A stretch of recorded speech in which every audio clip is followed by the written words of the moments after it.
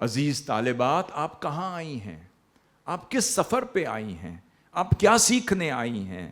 آپ عبادت کو اپنانے آئی ہیں، آپ اللہ کی تسبیح کرنے آئی ہیں، آپ خشیت الہی میں، جس کے لیے فرمایا انما یخشی اللہ من عبادہ العلماء، اب خدا کی خشیت الہی کا سفر کرنے آئی ہیں، خوف الہی میں زندگی بسر کرنے آئی ہیں، اب خدا کے حضور جھکنے آئی ہیں، تواضع اور انکساری کا پیکر بننے آئی ہیں، اپنے اندر کی کایا بدلنے آئی ہیں۔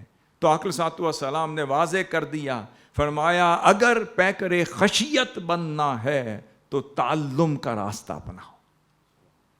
تو منہاج القرآن اور MCW کوئی پوچھے کیا کر رہا ہے، خشیت الہی کی منزلیں طے کروا رہا ہے۔ کوئی پوچھے کیسے، فرمایا تعلیم اور تعلم کے راستے سے۔ منہاج کالج فار ویمن میں کیا کر رہی ہیں؟ وَطَلَبَهُ عِبَادَةٌ، کیا کر رہی ہیں؟ عبادت کر رہی ہیں۔ کوئی آپ سے پوچھے میں کیا کر رہی ہوں، آپ کیا جواب دیں گی؟ میں عبادت کر رہی ہوں۔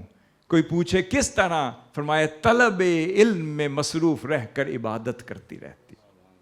یہ صرف علم کی طلب میں دن گزارا عبادت، رات گزاری عبادت، علم کی طلب میں سفر کیا عبادت، علم کی طلب میں حضر کیا عبادت، اور طلب علم میں آپ اپنے گھر بھی چلی گئیں اور گھر سے ہو کر واپس بھی آ گئیں، ادھر نامہ اعمال میں لکھا جا رہا ہے کہ یہ طالبہ عبادت کرتی رہی۔ یا رسول اللہ صلی اللہ علیہ وسلم کیسے؟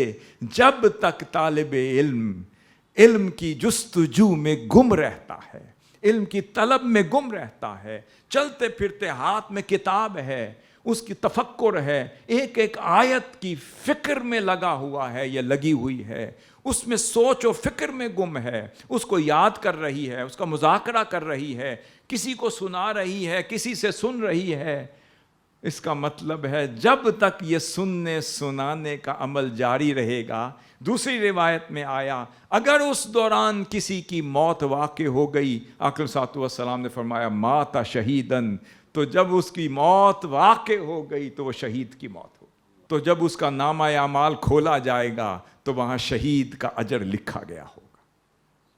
آپ تصور کریں کہ آپ کا یہاں پہ گزرا ہوا ہر سیکنڈ تو خود عبادت ہو گیا۔